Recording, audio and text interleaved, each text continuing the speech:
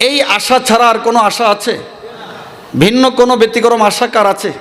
একটু হাত উঠিয়ে দেখাতে পারেন। ভিন্ন কোনো এই আশা ছাড়া, এই নিয়াত ছাড়া অন্য কোনো নিয়াত আছে নাকি? অন্য কোনো নিয়াত আছে নাকি? আল্লাহর সন্তুষ্টি অর্জন করে অভিশপ্ত জাহান্নাম থেকে মুক্তি পাওয়া, নাজাত পাওয়া, আল্লাহর সন্তুষ্টি অর্জন করে আল্লাহ রব্বুল আলামিনের শতভাগ রহমতে ভরপুর, শান্তিতে ভরপুর, কামিয়াবিতে ভরপুর, শান্তি সালামতে ভরপুর, নেয়ামতে ভরপুর। যাহা চাইবেন তাহা পাইবেন, আপনার মন যাহা চায় সেখানে তাহা পাবেন। যেহেতু দুনিয়াতে মন চাই জিন্দেগি গ্রহণ করেননি, তো আল্লাহ রব্বুল আলামিন এলান করে দিয়েছেন, মন চাহি জিন্দেগি ছেড়ে দিয়ে আমার পবিত্র কোরআনের উপরে যে ব্যক্তি উঠে গেছে, কোরআনের হেদায়েতের উপরে, আমি রব্বুল আলামিন ঘোষণা দিয়ে দিলাম, জান্নাতে গিয়ে যাহা চাইবা প্রিয় বান্দা সব কিছু হয়ে যাবে। আমরা নাজাতের জন্য এসেছি আর মাওলার এই ঘোষণার জন্য এসেছি। আমরা জান্নাতে যাহা চাইব আল্লাহ সব দিয়ে দিবেন। যত হুর চাইব সব তত দিবেন, যত নিয়ামত চাইব তত দিবেন, যত কলার বাগান চাইব তত দিবেন, যত আঙ্গুরের বাগান চাইব তত দিবেন, আপেলের যত বৃক্ষ চাইব তত দিবেন। এইরকমভাবে হাজার হাজার লক্ষ লক্ষ প্রকারের ফলের যত বাগান চাইব সব দিয়ে দিবেন, যত খাদেম চাইব তত দিয়ে দিবেন। আল্লাহ এই মর্মে বলেছেন, ওয়ালাকুম ফিহা মা তাশতাহি আনফুসুকুম। ও আমার প্রিয় বান্দা, তোমরা জান্নাতে প্রবেশ করার পরে তোমাদের মনে যাহা চাইবে তাহাই পাবা। ওয়ালাকুম ফিহা মা তাদউন। আমার প্রিয় বান্দা, তুমি জান্নাতে যাহা দাবি করবা আমি তোমার দয়াময় রব তোমাকে সব দিয়ে দিব।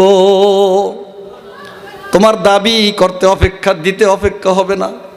শুধু তুমি আমাকে খুশি করে যাবা, আমার হক আদায় করে যাবা। পৃথিবীর কোনো মানুষের প্রতি জুলুম করবা না, কোনো ক্ষতি করবা না।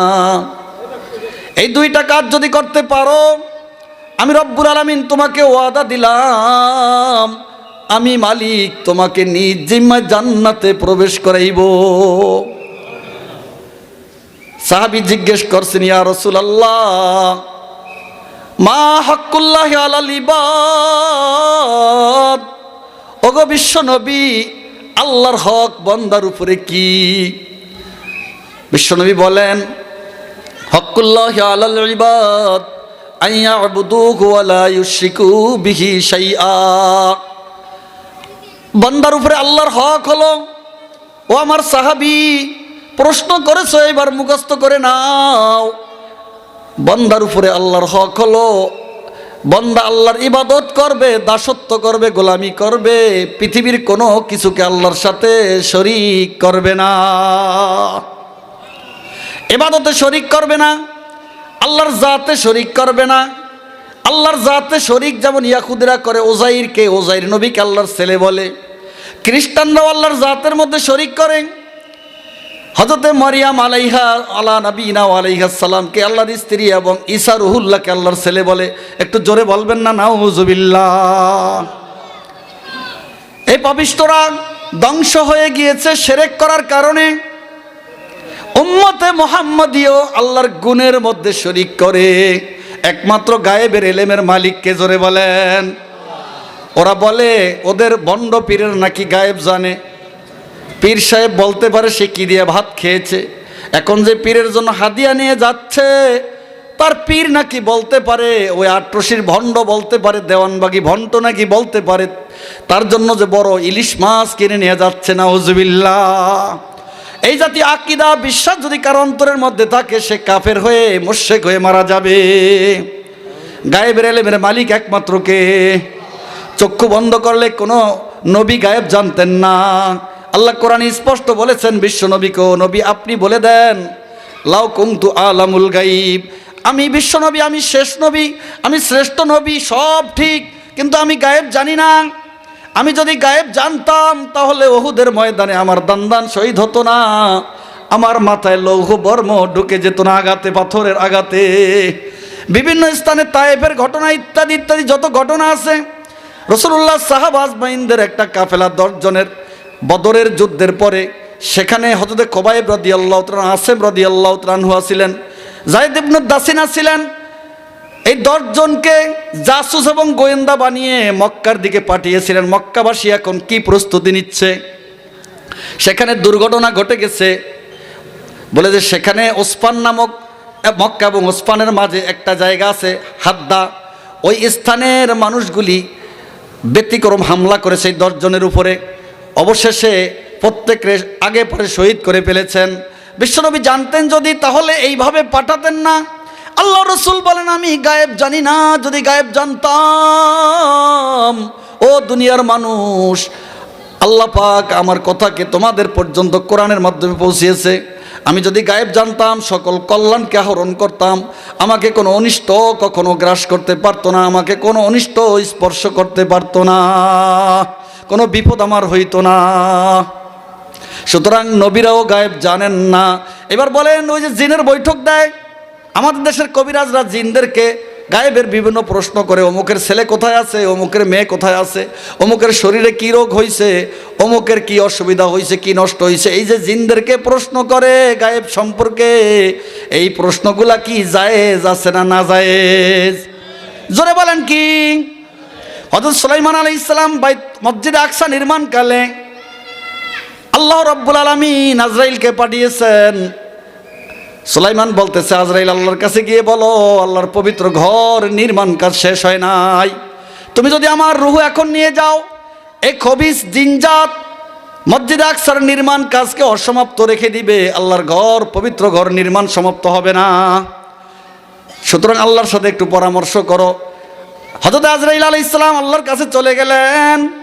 চলে গিয়ে বলতেছে, রব্বুল আলামিন, তোমার নবী মসজিদ আকসার নির্মাণ কাজ সমাপ্ত করতে চায়, এই মুহূর্তে যদি তার রূহ কবজ করা হয়, তাহলে জিন জাতি মসজিদ আকসার নির্মাণ সমাপ্ত করবে না। আল্লাহ রব্বুল আলামিন আজরাইলকে বলছে, যাও আজরাইল, আমার দোস্তকে বলো, আমার দোস্তকে আমি লম্বা হায়াত দিয়ে দিব, জমিনে থাকবে, যত ইচ্ছা তত নাকি আমার কাছে চলে আসবে। যদি আমার কাছে চলে আসে, আমি মসজিদ আকসার নির্মাণ কাজের ব্যবস্থা আমি জিম্মাদারি নিব। তার জমিনে পৃথিবীতে থাকার মধ্যে মজা আছে কিনা, থাকতে চাইলে থাক, আর যদি আমি মালিকের কাছে চলে আসতে চাই, তাকে বলো চলে আসতে, মসজিদে আকসার নির্মাণ আমি সমাপ্ত করব। এই সংবাদ যখন হযরত সুলাইমান আলাইহিস সালামের কাছে আসলো, হযরত সুলাইমান বললেন, ও আজরাইল, আমি চলে যাব, আমাকে নিয়ে যাও, যেহেতু আল্লাহ পাক স্বয়ং আকসা মসজিদের নির্মাণ সমাপ্ত করার দায়িত্ব নিজে নিয়েছেন। তখন আল্লাহ রাব্বুল আলামিন হযরত সুলাইমান আলাইহিস সালামকে এইভাবে হেলান দিয়ে বসতে বলছিলেন লাঠির উপরে, বলছেন, সুলাইমান লাঠির উপরে হেলান দিয়ে বসো। সুলাইমান লাঠির উপরে হেলান দিয়ে বসছেন। ওই লাঠির উপরে 1 বছর পর্যন্ত, কত বছর জোরে বলেন? 1 বছর পর্যন্ত সুলাইমান আলাইহিস সালাম লাঠির উপরে ভর দিয়ে আছে, চক্ষু খুলে আছে, শরীর তরুতাজা আছে। ওই যে খবিস জিনেরা ভাবছিল সুলাইমান এখনো জীবিত আছে। সুবহানাল্লাহ। ফালাম্মা খররা তাবায়ানাতিল জিন্নু আল্লাউ কানু ইয়ালামুনাল গায়ব মা লাবিথু ফিল আযাবিল মুহিন। জিনরা পরস্পর বলা শুরু করেছে, হায় হায়, আমরা জিনেরাও তো ভাবছিলাম জিনেরা গায়েব জানে, অগোচরের এলেম জানে, অদৃশ্যের এলেম জানে, অনেক কিছু জানে। এখন সুলাইমান পড়ে যাওয়ার পরে যাচাই বাছাই করা হলো, কতদিন সুলাইমান এই লাঠির উপরে ভর দিয়েছিল। গবেষণা করে দেখেন উই পোকা কতদিনে এতটুক লাঠি খাইতে পারে। গবেষণার পরে পাওয়া গেল 1 বছর আগে সুলাইমানকে আল্লাহ নিয়ে গেছে। সুবহানাল্লাহ। তখন জিনরা বলা বলি করলো, না, জিনরা গায়েব জানে না, জিনরা যদি গায়েব জানতো তবে সুলাইমান 1 বছর আগে মারা গেছেন, তবে কেন জানলো না? জোরে বলেন ঠিক কিনা? জিনেরা গায়েব জানে না, এই জন্য অনেক জিনদেরকে অনেক গায়েবের এলেম জিজ্ঞেস করে কবিরাজরা।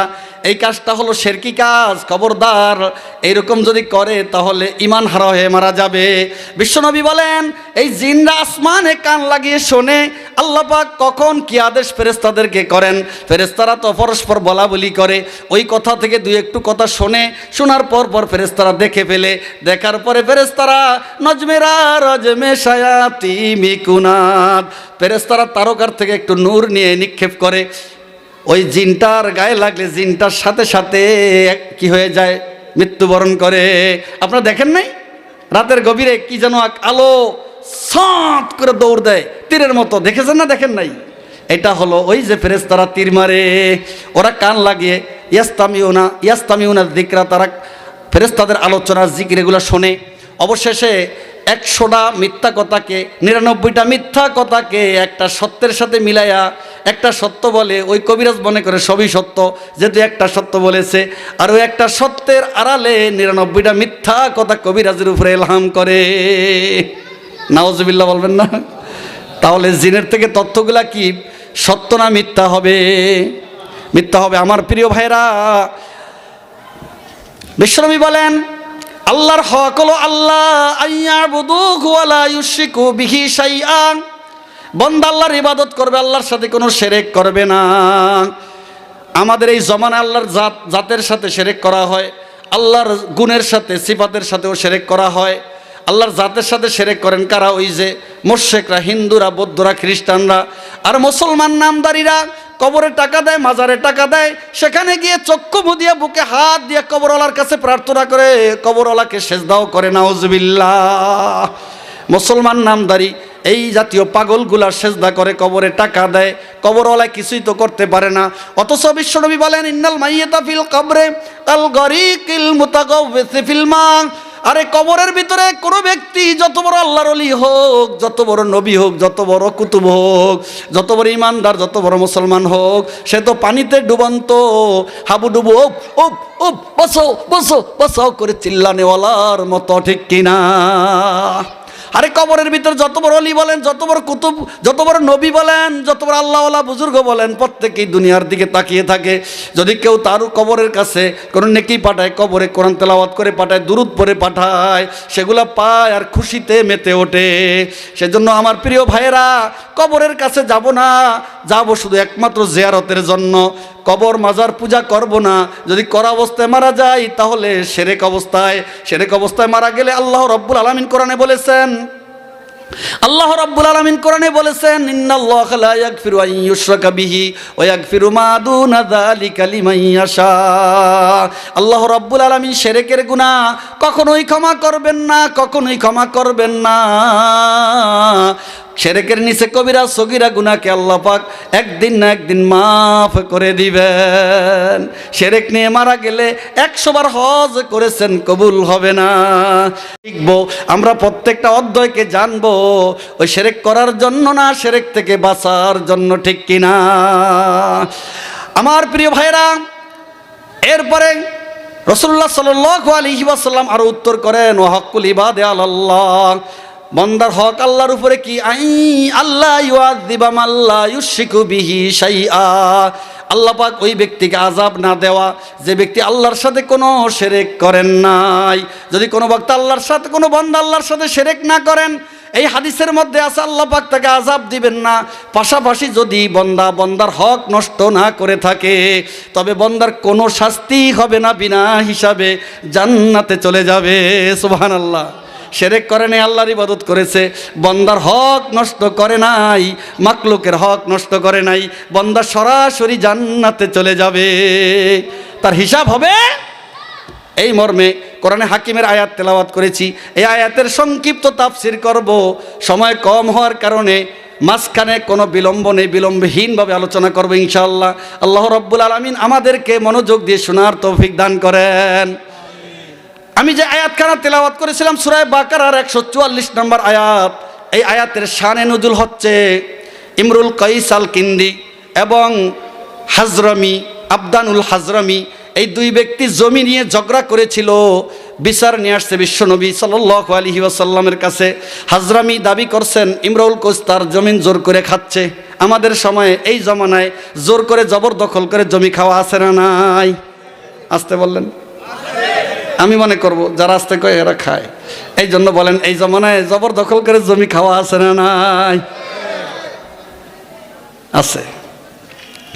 হাজরামি দাবি করলেন, ইয়া রাসূলুল্লাহ, ইমরুল কাইস আমার জমিন জবরদখল করে খাচ্ছে গো আল্লাহর রাসূল। আল্লাহ রাসূল এখন বলতেছে তুমি কি করো? তুমি যে দাবি করছো সে খায় তোমার জমিন, আল বাইয়িনাতু আলাল মুদ্দাঈ, যে দাবি করে তার কি লাগে? সাক্ষী লাগে, প্রমাণ লাগে, সাক্ষী প্রমাণ দাও। সে বলছে নাই তো ইয়া রাসূলুল্লাহ, সাক্ষী প্রমাণ নাই। এবার ইমরুল কাইসকে বলতেছে, ইমরুল কাইস তাহলে তুমি কি করো? তার সাক্ষী নাই, তুমি কসম করো তুমি যদি তার জমি জবরদখল করে না খেয়ে থাকো, তোমার দাবি হলো আমি জবরদখল করে খাই না, জমির মালিক আমি, তাহলে তুমি আল্লাহর নামে কসম করো। যদি মিথ্যা কসম করো ইমরুল কাইস, তোমাকে কাল কিয়ামতের দিন কঠিন শাস্তির ব্যবস্থা করা হবে। তোমাকে আসমানের সাথে পাগুলি ঝুলিয়ে গলায় তোমার ফাঁস দিয়ে রাখা হবে। যত আইটেমের বেইজ্জতি আছে এই জমিনকে তোমার গলায় বেঁধে দেওয়া হবে। আরও কি করা হবে শোনো, তোমার নেকিগুলা ওই হাজরামিকে দিয়ে দেওয়া হবে, তোমার নেকি হাজরামিকে দিয়ে দেওয়া হবে ইমরুল কাইস। আর যদি তোমার নেকি না থাকে তোমার বদি, তার বদিগুলা তোমার ঘাড়ে সরিয়ে দেওয়া হবে। নাউজুবিল্লাহ। আমার প্রিয় ভাই, আমি কি পরিমাণ নেকি নিয়ে মারা যাব আমি জানি না। আমার নেকি থেকে যদি আমি জুলুম যার প্রতি করেছি তাকে দিয়ে দেওয়া হয়, অথবা তার বদিগুলা যদি আমার গাড়ে চড়ে দেওয়া হয়, আমার প্রিয় ভাই আপনি যত নেকামলি করেন না কেন জাহান্নামের শাস্তি ভোগ করতে হবে। আপনার আমার পৃথিবীর কাহারও 1 মিনিট জাহান্নামের শাস্তি ভোগ করার কোনো যোগ্যতা নাই, কোনো যোগ্যতা নাই, কোনো যোগ্যতা নাই। আর 1 দিন 2 দিন 5 দিনে জাহান্নাম থাকবেন এই নিয়ত যদি করেন, তাহলে আপনার কত কোটি বছর জাহান্নামে থাকতে হয় সেটা একমাত্র আল্লাহ জানে, ঠিক কিনা? আমার প্রিয় ভাই, আল্লাহ রাব্বুল আলামিন বলতেছেন, ওয়ালা তাকুলু আমওয়ালাকুম, ও আমার প্রিয় বান্দারা তোমরা তোমাদের পরস্পর সম্পদকে, তোমাদের সম্পদকে পরস্পরের মধ্যে জুলুম নির্যাতনের সাথে ভোগ করো না। অতদলু বিহাইলাল হুক্কাম, জবরদখল করেছো তো করেছো, আবার তার নামে মামলা অথবা সে তোমার নামে মামলা দিয়ে কোথাও হাকিমের কাছে আদালতে কোর্টে বিচার দায়ের করেছো, সাক্ষী কায়েম করেছো মিথ্যা সাক্ষী। রাসূলুল্লাহ সাল্লাল্লাহু আলাইহি ওয়াসাল্লাম এই আয়াতের তাফসীর আরেকটা হাদিস বলেছেন, আল্লাহ রাসূল বলেন, ও আমার সাহাবীরা, ও কিয়ামত পর্যন্ত আনেওয়ালা দুনিয়ার মানুষ, শুনে নাও তোমাদের অনেকের বাকশক্তি ভালো। যেই ব্যক্তি মাজলুম নিপীড়িত তার চাইতে তোমার কথার জোর বেশি। কথা বলেন, সমাজে অনেক জালেমদের কথার জোর বেশি না কম? কথা বলেন না, জালেমদের কথার জোর বেশি না কম? ওই জালেমের জোর বেশি, পাওয়ার বেশি, সাক্ষী মওজুদ করতে পেরেছে, জালেমের পক্ষে বিচার আমি করে ফেলি যদি, তাহলে তোমার বিপদের শেষ নাই। কাল কিয়ামতের দিন আর নাজাতের কোনো আশা তুমি করতে পারো না। ওই সম্পদ তোমার গাড়ে চড়ে দেওয়া হবে এবং জাহান্নামের সাপ হয়ে কামড়াবে, আরে গরু হয়ে গুতাবে এবং তোমার চিৎকারের শেষ থাকবে না। ও আমার সাহাবীরা, ও কিয়ামত পর্যন্ত আনেওয়ালা আমার উম্মতের যে কোনো ব্যক্তি ভালো করে এই কথা শোনো আর মুখস্থ করো, খবরদার কখনো জুলুম করবা না। আল্লাহ তাআলা বলতেছেন, ওয়াতুদলু বিহাইলাল হুক্কাম লিতাকুলু ফারিকাম মিন আমওয়ালিন নাস বিল ইসমি, একে অপরের মালকে গুনার সাথে অন্যায়ের সাথে ভোগ করার জন্য এই প্রতিযোগিতা বর্তমানে আমি দেখি। আপনাদের চোখ আছে কিনা জানি না, আপনারা দেখেন কিনা জানি না, বর্তমান সমাজ অন্যের টাকা লুট করে, অন্যের জমি লুট করে, জবরদখল করে, অন্যায়ভাবে খাইতে পারলে বেশি মজা পায়, নাকি একটু বুজুর্গি দেখায়া অন্যের জমি সম্পদ ভোগ না কইরা তার সার দিয়া চলার মধ্যে মজা পায়? কোনটার ভিতরে? জুলুম করার মধ্যে যদি মজা পায় বলেন, জুলুম করার মধ্যে মজা পায় কিনা? কথা বলেন না কা? কোনটার মধ্যে মজা পায়? সার দেওয়ার মধ্যে বেশি মজা পায় না জুলুম করার মধ্যে বেশি মজা পায়? হায় আফসোস, যদি জুলুম করার মধ্যে বেশি মজা পায়, এরা নিজেদেরকে মুসলমান কি করে দাবি করে? আল মুসলিমু মান সালিম আল মুসলিমুনা মিন লিসানিহি ওয়া ইয়াদি, বিশ্বনবী বলছেন মুসলমান ওই ব্যক্তি যে ব্যক্তির জবান এবং হাত থেকে অন্য মুসলমান নিরাপদে থাকে, হাত উঠায় না, লাঠি মারে না, আঘাত করে না, ভয় দেখায় না, হুঙ্কার দেয় না, গালি দেয় না, এইরকম ব্যক্তি হলো মুসলমান। অল মুমিনু মান আমিনা কুন্নাসু আলা দিমাইহিম ওয়া আমওয়ালিহিম, আল্লাহ রাসূল আরো বলেন ঈমানদার তো ওই ব্যক্তি যেই ব্যক্তিকে মুসলমান তার সম্পদ এবং তার রক্ত, তার জান এবং মালের উপরে নিরাপদ মনে করে। যে ব্যক্তিকে নিরাপদ মনে করে না ওই ব্যক্তি ঈমানদার না, ওই ব্যক্তি ঈমানদার না।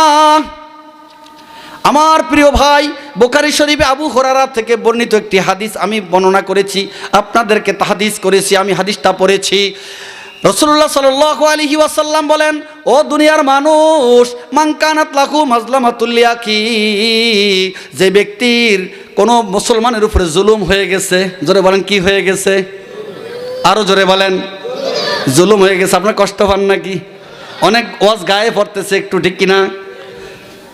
খুব ভালো করে শোনেন, খাঁটি মুসলমান হইতে পারবেন মুখস্থ করলে, আমলের নিয়তে শুনলে। রাসূলুল্লাহ বলেন, মান কানাত লাহু মাজলামাতুল লিয়াকি, কোন মুসলমানের পক্ষ যদি অন্য মুসলমানের উপরে জুলুম হয়ে যায়, গীবত শিকায়েত করছে, হের মেয়ে বিয়ে দেওয়ার সময় বলছে, কেউ জিজ্ঞেস করেছে, অথবা ওই বর যাত্রী জিজ্ঞেস করছে, ভাই অমুক মেয়েটা কেমন, বলছে এই মেয়ে সারার কি কোনো মেয়ে আপনারা দেখেন না, আর কোনো মেয়ে কি আর দেশে নাই? বল সমস্যা কি ভাই? সারাদিন তো বাগে বাগে থাকে। নাউজুবিল্লাহ বলবেন, আর একটু জোরে বলতে হবে নাউজুবিল্লাহ। এর চাইতে বড় কবিরা গুনাহ পৃথিবীতে আছে কিনা আমার জানা নাই, শিরকের পরে। হায় হায়, একটা মেয়ে যদি সমাজ থেকে বিবাহের মাধ্যমে চলে যায়, সমাজের কি শান্তি হবে না অশান্তি হবে? আর এই জালেমগুলা সমাজের শান্তি ধরে রাখে।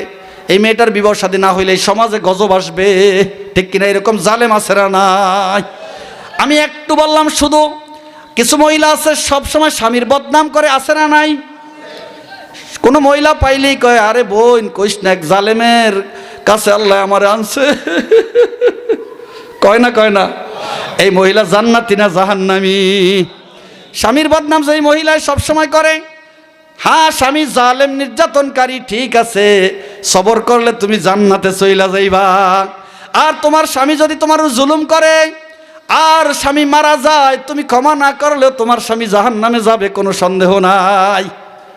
স্ত্রী হচ্ছে আপনার ঘরের রানী, রান্না বাড়া করে খাবে, আপনাকে খাওয়াবে, আপনার বিছানা ঠিক রাখবে, আপনাকে হেফাজত করবে। এরপরে যেই সকলগুলি আদার্স, বিলে ধান কাটাবেন, চাক পিটাবেন, গরু রাখাবেন, ওই করাবেন, যদি আন্তরিকতার সাথে করে দোস্ত ঠিক আছে, আর না করলে যদি ডান্ডা মারেন, কিয়ামতের ময়দানে হাস এবং জাহান্নামে আপনাকে ঠান্ডা করবে। কথা জোরে বলেন ঠিক কিনা? ইসলাম বুঝছেন? সময় কম, না হয় এই অধ্যায়ে আমি 1 ঘন্টা বয়ান করতাম, এই হকের ভিতরে সময় কই। আমার প্রিয় ভাই, এরপরে আমাদের আজকের প্রধান আকর্ষণ বয়ান করবেন, আমি কিছু হুকুকাত সম্পর্কে কোরআনে এবং সহিহ বুখারী মুসলিম দিয়ে বয়ান করব, বিশ্বনবীর সহিহ হাদিস দ্বারা, কোনো সন্দেহ যার মধ্যে নাই। এরপর রাসূল বলতেছেন, ফালিয়াতাহাল্লালহু মিনকুল ইয়াউম, কোনো লাইনে যদি জুলুম করে স্বামী স্ত্রীর উপরে, স্ত্রী স্বামীর উপরে, সমাজে কোনো ভাই কোনো ভাইয়ের গীবত করছে, লাঠি উঠাইছে, অথবা তার জমিন দখল করছে, মিথ্যা মামলা দিছে, তাকে ধাওয়া করছে, রাজনীতির প্রেমে পড়ে তাকে আঘাত করছে, মারছে, পিড়াইছে, এটা তো এখন আর নাই। আগের জমানায় ছিল রাজনীতিতে মানুষ মারতো, পিড়াইতো, এখন মোটেও নাই। কি বলেন ঠিক কিনা? কি আছে? বেশি। প্রতি বাড়িতে বাড়িতে আছে কিনা জোরে বলেন? ওরা মুসলমান হবে না? জোরে বলেন, ওরা কি মুসলমান হইতে চায় না? এই অবস্থায় মারা গেলে এরা তো জাহান্নামের লাকড়ি হয়ে মারা যাবে। বিশ্বনবী বলছেন, কিয়ামতের আগে এমন ভয়ঙ্কর ফিতনা হবে, জানবে না কাতেল কেন হত্যা করলো মাকতুল কে, লা ইয়ালামুল কাতিলু লিমা কতালাল মাকতুল ওয়ালাল মাকতুলু লিমা কুতিলা। মাকতুল যাকে হত্যা করা হয়েছে, কেন হত্যা করা হয়েছে, আর যে কতল করছে, হত্যা করছে, সে জানে না কেন করছে। সেই জমানাটা কি আইছে না আসে নাই? রাসূল বলেন, কেলাকুমা ফিন্নার, দুইটাই জাহান্নামে যাবে। কারণ যেই কামে নাম ছিল সেটা তো হইল কোরআন সুন্নাহ পরিপন্থী, কোরআন হাদিসের বিরুদ্ধে যুদ্ধ, সংসদ কায়েম করবে, ইউরোপ আমেরিকার আইন বাস্তবায়ন করবে। জোরে বলেন ঠিক কিনা? আল্লাহ বলছেন, আল্লাহর আইনে যারা সংসদ চালাবে না তারা কাফের। কে বলছে? আসতে বলেন, জোরে বলেন, কে বলছে? আল্লাহর আইনে যারা সংসদ চালাবে না, আমাল্লাম ইয়াহকুম বিমা আনজালাল্লাহ ফাউলাইকা হুমুল কাফিরুন, যারা আল্লাহর আইনে দেশ চালাবে না, সমাজ চালাবে না, সংসদ চালাবে না, তারা কাফের। তারা কি? জোরে বলেন। আসতে বললেন কেন? আল্লাহর সাথে আপনাদের একমত নাইকা? আরো জোরে বলেন। এবার চান সংসদে কোন আইন ঢুকাইবেন? কোন আইন ঢুকাইবেন সংসদে? কুফরের সমর্থন করে কুফরি নিয়ে কবরে যাবেন, আল্লাহর কোরআনের সংবিধানের পক্ষে সাপোর্ট করে ভোট দিয়ে জান্নাতে যাবেন। কোনটা করবেন? জোরে বলেন। কিসের সাপোর্ট করবেন? কোরআনী সংবিধানের সাপোর্ট করতে কারা কারা রাজি হাত উঠান। লিল্লাহি তাকবীর, আরো জোরে বলেন লিল্লাহি তাকবীর। আল্লাহ রাব্বুল আলামিন আমাদেরকে আল্লাহর কোরআনী সংবিধানের পক্ষে কথা বলার, কোরআনী আইনকে সংসদে আনার জন্য একটু চেষ্টা করার তৌফিক এনায়েত করেন বলে আমিন। আমার রাসূল বলেন ফালিয়াতাহাল্লালহু মিনহুল ইয়াউম, এই জুলুমবাজ জুলুম করছে কোন লাইনে সে যেন দুনিয়াতে সমাধান করে নেয়। কোথায় সমাধান করবে? একটু জোরে বলেন ভাইয়েরা। দুনিয়াতে সমাধান করে নেয়। কারণ দুনিয়াতে সমাধান করবে কেন? কিয়ামতের ময়দানে তো কোনো টাকা পয়সা নিয়ে যাইতে পারবে না, ধান গম চাউল জায়গা জমিন কিছু সেখানে যাবে না, কিছুই যাবে না আমার প্রিয় ভাই, কিছুই যাবে না। কবলা আল্লাহ ইয়াকুনা দিনারু ওয়ালা দিরহামুন, দিনার দিরহাম টাকা পয়সা যেই দিন চলবে না, অচল হয়ে যাবে, ওই দিন আসার আগে আগে আপনি সমাধান করে নেন। পারবেন তো ইনশাআল্লাহ? আসতে বলছেন কা? আমি নিয়াত করছি কোনো ব্যক্তি যদি সত্যিকারে আমার পক্ষ থেকে মাজলুম হয়ে থাকে, আমি জুলুম করে থাকি কথায় বা কোনো কাজে, কোনো রকম পুরো চূড়ান্ত সিদ্ধান্ত এক জাররা পরিমাণ হইল আমি ক্ষমা চেয়ে নিব অথবা টাকা দিয়ে আদায় করে দিব। আপনারা যদি একমত হইতে পারেন, কোনো সমাধান কে দিবে? আপনি যদি কারো প্রতি জুলুম না করেন, আল্লাহ পাক আপনাকে বেশি দিয়ে দিবে। এই ওয়াদা কার আছে? আল্লাহর আছে। প্রিয় ভাই, হাত উঠিয়ে নিয়াত করেন, আল্লাহর সাথে করেন, আল্লাহ আমি আর জুলুম করব না। হাত উঠান, আল্লাহু আকবার, লিল্লাহি তাকবীর। যারা হাত উঠান নাই তারা কি জুলুম করবেন নাকি? কেউ বাদ নাই, মানে সবাই উঠেছে। আল্লাহ তুমি এরপরে মাফ সওয়ার তৌফিক আমাদের আল্লাহ দিয়ে দেখ, আমিন। বিশ্বনবী বলেন ইন কানা লাহু আমালুন সালিহুন উখিযা মিনহু বিকদরি মাজলামাতিহি। এই হাদিসটা বুখারী শরীফে আছে। কোথায় আছে? বুখারী শরীফে আছে। কোরআনের আয়াতের তাফসীর। আমি আজকে এই আয়াতের তাফসীর করলাম সরাসরি হাদিস দিয়ে। আল্লাহর রাসূল বলেন ইন কানা লাহু আমালুন সালেহ, এই জালেম নিপীড়নকারী ব্যক্তি, জমি ঠেলনেওয়ালা, গিবত করনেওয়ালা, আরেকজনকে মারনেওয়ালা, আঘাত করনেওয়ালা, হুঙ্কার দেনেওয়ালা, ধিক্কার দেনেওয়ালার যদি নেকামল থাকে, কিয়ামতের দিন ওই মাজলুম নিপীড়িত ব্যক্তি যত নেকামল চাইবে সব দিয়ে দিবে। নাউজুবিল্লাহ বলবেন না? ওয়াইল্লাম তাকুল্লাহু হাসানাতুন, আর যদি এর নেকামল না থাকে, সব বদামল, অনেক কি আছে কুলাঙ্গার সমাজে আছে না নাই, যার কোনো নামাজ নাই রোজা নাই, শুধু মানুষের ক্ষতি করে, আছে না নাই? এরকম কুলাঙ্গার যদি হয়, এমন কুলাঙ্গার যদি হয়, কোনো নেকামল নাই, তাহলে কি করবেন? ওই যে মাজলুমের বদামল আছে না নাই, মাজলুমেরও তো কিছু বদামল আছে, ঠিক কিনা? মাজলুমের বদামলগুলাই জালেমের ঘাড়ে চড়িয়ে দেওয়া হবে। আরে আগে যদি 100 কোটি বছর জাহান্নাম বরাদ্দ থাকতো, থেকে থাকে, এখন কিন্তু তার 200 কোটি বছর জাহান্নাম। আগে 1 কোটি বছর, এখন 2 কোটি বছর। আগে যদি 1 বছর, এখন 2 বছর, অর্থাৎ ডাবল হয়ে যাবে, অথবা কমও বেশি বরাদ্দ হয়ে যাবে। কারণ মাজলুমের গুনাহগুলিও তো তার ঘাড়ে চড়িয়ে দেওয়া হয়েছে, ঠিক কিনা? এই জন্য ভাইরা, জুলুম করা যাবে না। জুলুমের গুনাহ কোনোদিনও মাফ হবে না। কিয়ামতের দিন তো নেকির দরকার, ওই লোক কোনোদিন মাফ করবে না। আল্লাহর কাছে কইবে আল্লাহ আমার নেকি দরকার, নেকি দাও। সেই জন্য এই ভুল কখনো করব না, কখনো করব না। কারণ আমি খাঁটি ইমানদার হইতে চাই, খাঁটি মুসলমান হইতে চাই। আমার প্রিয় ভাইয়েরা, আল্লাহ রাব্বুল আলামিন কোরআনে হাকিমের মধ্যে সকল নবীদেরকে বলছিলেন ইয়া আইয়ুহার রাসূল, হে নবীগণ, হে রাসূলগণ, কুলু মিনাত তাইয়্যিবাত, তোমরা হালাল খানা খাও, হালাল খানা, ও আমালু সলিহা, এবং নেকামল করো, ইন্নী বিমা তা'মালুনা বাসীর, তোমরা কি আমল করো আমি দেখতে পাই। অতএব আল্লাহ রাব্বুল আলামিনের আদেশ হলো হালাল খানা খাওয়া। হালাল খানা খেয়ে যদি আমি নেকামল করি, আমার প্রিয় দোস্ত, আমার প্রিয় ভাই, আমার প্রিয় মুসলিম ভাই, হালাল খানা খাওয়ার পরে যদি আপনি নেকামল করেন, ওই নেকামল ডাইরেক্ট আসমানে পৌঁছে যাবে। সুবহানাল্লাহ। আল্লাহ কোরআনে বলছেন ইলাইহি ইয়াসআদুল কালিমুত তাইয়্যিব ওয়াল আমালুস সালিহু ইয়ারফাউহু, আল্লাহর কাছে পবিত্র কালিমা পৌঁছে যায় এবং নেকামল গুণীয় আল্লাহর কাছে পৌঁছে যায়। এই জন্য আজকের থেকে পুরা নিয়াত করেন যে আমরা শিরক করব না। কখনো শিরক করব? আল্লাহর জাতে সিফতে গুণে আল্লাহর সাথে কাকে শরীক করব না। এরপর আল্লাহর ইবাদত করব, এই হলো আল্লাহর হক। বন্দার হক হলো বন্দার প্রতি কোনো জুলুম করব না, বন্দার নামাজে জানাজায় উপস্থিত হব। বন্দা যদি হাসি দেয়, হাসির জব, সে যদি বলে আলহামদুলিল্লাহ, আমরা বলবো ইয়ারহামুকাল্লাহ। অসুস্থ হইলে তার একটু দেখাশোনা করব। যতক্ষণ পর্যন্ত আমি তার দেখাশোনায় থাকবো ততক্ষণ পর্যন্ত ফেরেশতা আমার জন্য মাগফিরাতের দোয়া করতে থাকবে। আমার প্রিয় ভাই, আমি কোনো মুসলমানের ক্ষতি কেন করব? আমি মুসলমানকে কেন ধিক্কার দিব? মুসলমান তো আমার ভাই। আল্লাহ রসুল বলছেন আল মুসলিমুনা আকুল মুসলিম, মুসলমান মুসলমানের ভাই। আল মুসলিমুনা কাজাসাদিন ওয়াহিদ, সমগ্র পৃথিবীর মুসলমান এক দেহের মতো। ইদাস্তাকা আইনুহু, যখন তার কোনো চোখের ব্যথা হয়, একটা দেহের অবস্থা, একটা বডির অবস্থা। কোনো ব্যক্তির যদি চোখে ব্যথা হয়, পুরা মাথা এবং পুরা দেহ ব্যথা করে কি করে না, জোরে বলেন? ওই ইদাস্তাকা রাসুহু ইস্তাকা কুল্লুহু, যখন তার মাথা ব্যথা করে পুরো দেহটা ব্যথা করে, ঠিক কিনা? মুসলমান মুসলমানের ভাই, মুসলমান মুসলমানের ভাই, এক দেহের মতো, এক শরীরের মতো। আমার এক ভাই ব্যতীত আমিও ব্যতীত, কারণ সে আমার অঙ্গের মতো।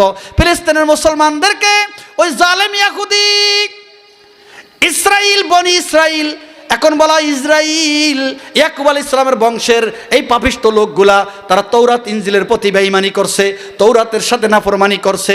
খ্রিস্টান ইয়াহুদিরা সবাই জবুর, তৌরাত ইনজিলের প্রতি বেঈমানি করে তারা ধ্বংস হয়ে গেছে। অবশেষে আখিরি নবীর উপরে নাজিল হয়েছে শ্রেষ্ঠ গ্রন্থ, মহাগ্রন্থ, যেই গ্রন্থের শুরুতে চ্যালেঞ্জ আছে, লা রাইবা ফি হুদাল্লিল মুত্তাকিন। এই গ্রন্থে কোনো সন্দেহ নাই, কোনো সন্দেহ নাই। যারা তাকওয়া অর্জন করবে, মুত্তাকি হবে, সাইরিনা ইলাত তাকওয়া, যারা জান্নাতে যেতে চায়, তাকওয়া অর্জন করতে চায়, সমগ্র কোরআন হচ্ছে তাদের জন্য হেদায়েত এবং পথ প্রদর্শন। সুবহানাল্লাহ। আমরা নামাজের মধ্যে আল্লাহর কাছে কি চাই? ইহদিনাস সিরাতাল মুস্তাকিম। আল্লাহ তুমি আমাকে হেদায়েতের পথে, সিরাতে মুস্তাকিমের পথে, তোমার নবীর পথে, সকল নবীদের পথে, সিরাতে মুস্তাকিমের পথে, সিদ্দিক শহীদদের পথে আমাদেরকে পথ প্রদর্শন করো। আলহামদুলিল্লাহর মধ্যে চাই কি চাই না? ইহদিনাস সিরাতাল মুস্তাকিম অর্থ হলো, ওগো আল্লাহ আমাকে সিরাতে মুস্তাকিম অর্থাৎ নবীদের পথ, সিদ্দিকদের পথ, শহীদদের পথে, নেককার বান্দাদের পথে আমাকে পরিচালিত করো। বিনা হিসাবে জান্নাতীদের পথে আমাকে হেদায়েত দাও। আল্লাহ কি বলছে সূরা বাকারার শুরুতে? সূরা ফাতিহায় নামাজে আপনি মুনাজাত করছেন, ভালো করে বোঝেন তাফসীর, সূরা ফাতিহার সংক্ষিপ্ত তাফসীর। আল্লাহ বলছে আমার প্রিয় বান্দা, তুমি আমার কাছে হেদায়েত চাইছো, পাঁচ ওয়াক্ত নামাজে চাও, প্রত্যেক সুন্নতে হেদায়েত চাইতেছো, প্রত্যেক নফল নামাজে তুমি কি চাও? হেদায়েত চাইতেছো। ও বান্দা রে, প্রিয় বান্দা, আসো আসো আসো, এই যে মহাগ্রন্থ আল কোরআন তোমার হেদায়েত। তুমি এই আল কোরআনকে নিয়ে যাও, এটা হলো হেদায়েত। এই আল কোরআন হচ্ছে হুদাল্লিল মুত্তাকিন, এই আল কোরআন হচ্ছে মুত্তাকিদের জন্য হেদায়েত, সরাসরি জান্নাতের দিকে তোমাকে পথ দেখাবে।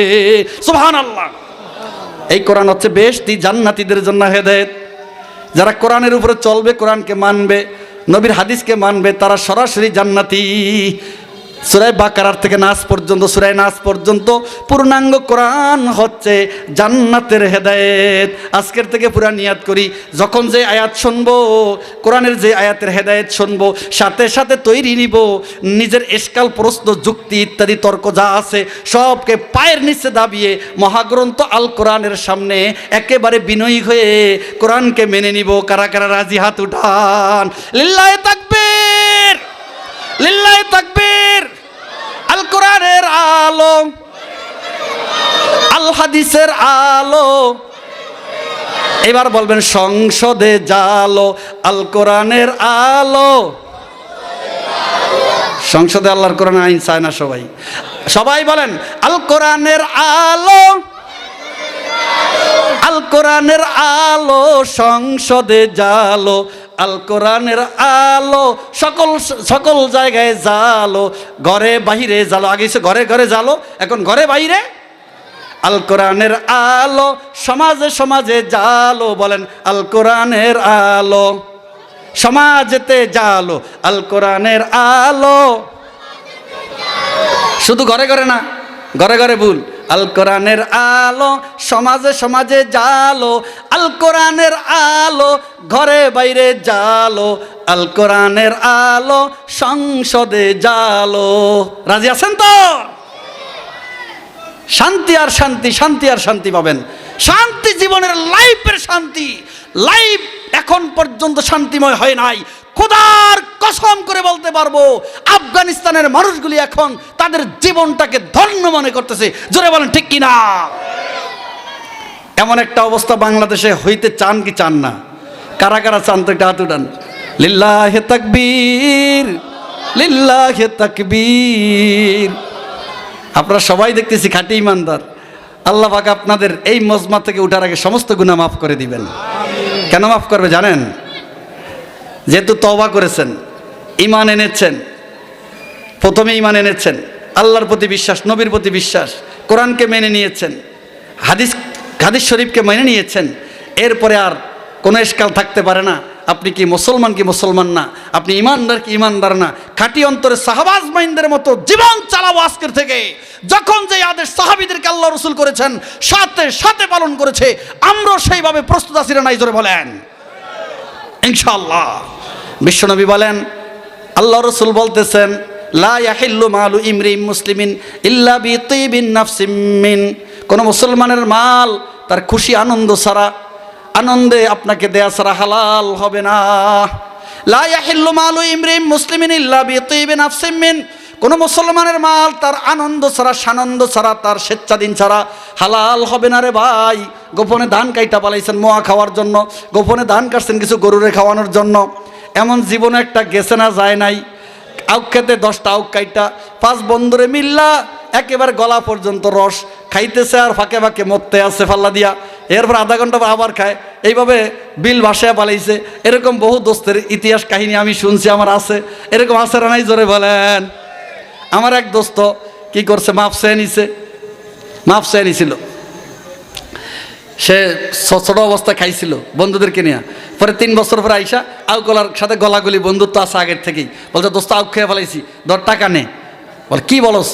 চুরি করে খাইছি, তোর টাকা দিতে আইছি, এখন আল্লাহ হেদায়েত দিছে মাত্র। সুতরাং আমাদেরকে আল্লাহ যদি হেদায়েত দিয়ে থাকেন, তার হক এখন যদি বিশ্বনবী বলেন আদায় না করেন, তাহলে আপনার বিপদের শেষ থাকবে। যত বড় দোস্তই থাকুক, কিয়ামতের দিন বিপুল পরিমাণে আপনার নেকি চাইয়া বসবে আল্লাহর কাছে। তখন কেমন করবেন প্রিয় ভাই? তখন আযাব আর গজবের শেষ থাকবে না, বিপদের শেষ থাকবে না। আল্লাহ রাব্বুল আলামিন আমাদেরকে আজকের এই মহতি মাহফিল থেকে সাহাবাওয়ালা জীবন, নবী সাল্লাল্লাহু আলাইহি ওয়াসাল্লামের নির্দেশিত পন্থা পথ অনুসরণ করে, যে আল্লাহ রাসূল বলেছেন, মা আনা আলাইহি ওয়া আসহাবি, আমি আমার সাহাবীরা যেই পথের উপরে আছি, এই পথে যারা চলবে, এই পথের উপরে টিকে থাকবে, এই পথ অনুসরণ করবে, তারাও জান্নাতে যাবে। সুবহানাল্লাহ, সুবহানাল্লাহ। আর যারা এই পথে চলবে না, তারা কোথায় যাবে? জাহান্নামে যাবে। এই জন্য আমরা খাঁটি মুসলমান হয়ে গেছি।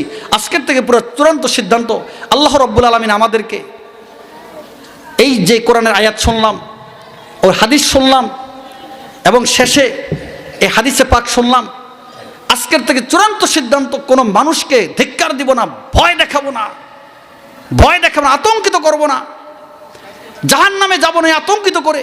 এটা জাহান্নামের ডাইরেক্ট আমল। আল্লাহ কোরআনের মধ্যে বলছেন, ফাওয়াইলুল লিকুল্লি হুমাযাতিল লুমাযা, ধ্বংস প্রত্যেক সামনে ধিক্কার দানকারী এবং পিছনে নিন্দাকারীর জন্য। সামনে ধিক্কার দেখ, খায়া পালামো, আমাকে চেনস বেটা, জবাই করে ফেলবো একেবারে ডাইরেক্ট। আছে না নাই? যখন ওর পেটের ব্যথা শুরু হবে রাইতের 12টায়, নারী মরে দিবে আল্লাহ, ওর নেতাগিরির পাম পিছন দিয়েই বাইরিয়ে যাবে। জোরে বলেন ঠিক কিনা? এই কুলাঙ্গার জাতির লোকগুলা বেশি দিন বাঁচে না। দেখবেন অল্প দিন পরে, কুঞ্জরাটো এরকম বড় নেতা ছিল, হেরেব সবাই ভয় করতো, চেয়ারম্যান ভয় করতো, অমুকে ভয় করতো, তমুকে ভয় করতো। আমার এত কথা বলার দরকার নেই, নাম বললে গুনাহ হবে, অনেকে বুঝা পালাইবেন। বুঝলে বোঝেন, না বোঝেন তাতে কিছু আসে যায় না। আমি চোখে দেখেছি জালেমগুলা আল্লাহ তাআলা অল্প বয়সে নিয়ে যায়, ঠিক কিনা? সেজন্য ভাইরা, আমরা জুলুম করব না। যদি জুলুম না করেন, ইনশাল্লাহ মুখে কালিমা আসবে, কালিমা পড়তে পড়তে দুনিয়ার থেকে বিদায় নিতে পারবেন। ইলম শিখে এই মাদ্রাসায় পড়ে ওই কন্যা সন্তানটা আপনার জান্নাতের শুধু একা নয়, একজন নয়, শত শত মানুষকে নিয়ে জান্নাতে যাইতে পারবে কিনা জোরে বলেন। এখানে মহিলা মাদ্রাসা হয়েছে নাকি? এই মহিলা মাদ্রাসায় আপনার আমার সন্তান, আপনজন, কাছের মানুষগুলাকে, মেয়েদেরকে এখানে পড়াবেন, পারবেন তো ইনশাআল্লাহ? আল্লাহ পাক আমাদের কবুল করে। এবং এই মাদ্রাসাখানা আসলে আমি জানতাম অনেক মেহনত হয়, অনেক পড়ালেখার মান অনেক সুন্দর, মাঝখানে শিক্ষকদের চলে যাওয়ার কারণে বিভিন্ন সমস্যা হয়ে গেছিল, সেই কারণে এখন আবার তো মেহনত শুরু হয়েছে জোরদারভাবে, তাই না? ইনশাআল্লাহ এই মাদ্রাসায় আমরা নিয়ত করি, এর দিনই মাদ্রাসা সন্তান দিলে, সুপারিশ করলে, এর পক্ষে বললে এই মাদ্রাসা আপনাকে আমাকে নিয়ে কিয়ামতের দিন জান্নাতে চলে যাবে, ঠিক কিনা? যদি আমরা মাদ্রাসার বিপক্ষে বলি বুঝা না বুঝা, তাহলে মাদ্রাসার ক্ষতি হয়ে যাবে। ক্ষতি হইলে ওই ক্ষতির অংশ তো কিয়ামতের দিন আমাকে পুরা করতে লাগবে, ঠিক কিনা? আমি পুরা করতে হবে। প্রিয় ভাইয়েরা, মানুষের গিবত করলে যেমন গুনাহ, মাদ্রাসা মসজিদের গিবত করাও গুনাহ, আলেম ওলামাদের গিবত করলে তো শেখায়ত করলে আরও বড় গুনাহ। আরে কোরআনের মধ্যে আছে একদল মানুষ জাহান্নামে থাকবে আলেমদের বদনাম কইরা। জিজ্ঞেস করা হবে কেন জাহান্নামে আইছো? বলবে অকুন্না নাখুযু মাল খাইজিন। ও ভাই, মালিক দারোগা জাহান্নামের দারোগারে বলবে আলেম ওলামাদের সমালোচনা শুরু হইলে একটু মজা পাইতাম আর পাল্লা দিয়া তাদের সাথে যুক্ত হইতাম, সেজন্য জাহান্নামে আসছি। আজকে থেকে সিদ্ধান্ত, আলেমদের বিরুদ্ধে কোনো সময় মুখ খুলবো পারবেন তো ইনশাআল্লাহ? তবে আল্লাহ তাআলা আপনার আমলকে কবুল করবে, ইবাদতকে কবুল করবে। যদি আলেমদের পক্ষে কথা বলেন, আপনাকে আলেমদের সাথে আল্লাহ পাক জান্নাতে পৌঁছাই দিবে। যদি আলেমদের বিপক্ষে কথা বলেন, তাহলে বিপদের শেষ নেই। মামুনুল হকরে যখন জেলে গ্রেপ্তার করছে, অসংখ্য কুলাঙ্গারে শুনেছি মামুনুল হকের গালি দিতে, শোনেন নাই? হ্যাঁ, এখন গালি কোথায় গেছে? এরা মুসলমান না? আবার অন্য আরেক যুগে আলেক আলেমকে গ্রেপ্তার করবে, এর বিরুদ্ধে কথা বলবে। আরে তাকে তো মিথ্যা ছলনা বাহানা করেও তো ইউসুফ আলাইহিস সালামকে যেমন জুলাইখায় জেলে ঢুকাইছে। কথা না বলি, আল্লাহ পাক যেন আমাদেরকে আলেমদের পক্ষে কথা বলার তৌফিক দান করে, মসজিদ মাদ্রাসার পক্ষে কথা বলার তৌফিক দান করে। এই মসজিদ মাদ্রাসার পক্ষে কথা বললে মসজিদ মাদ্রাসা আমাদেরকে নিয়ে, আলেমরা আমাদেরকে নিয়ে জান্নাতে চলে যাবে ইনশাআল্লাহ।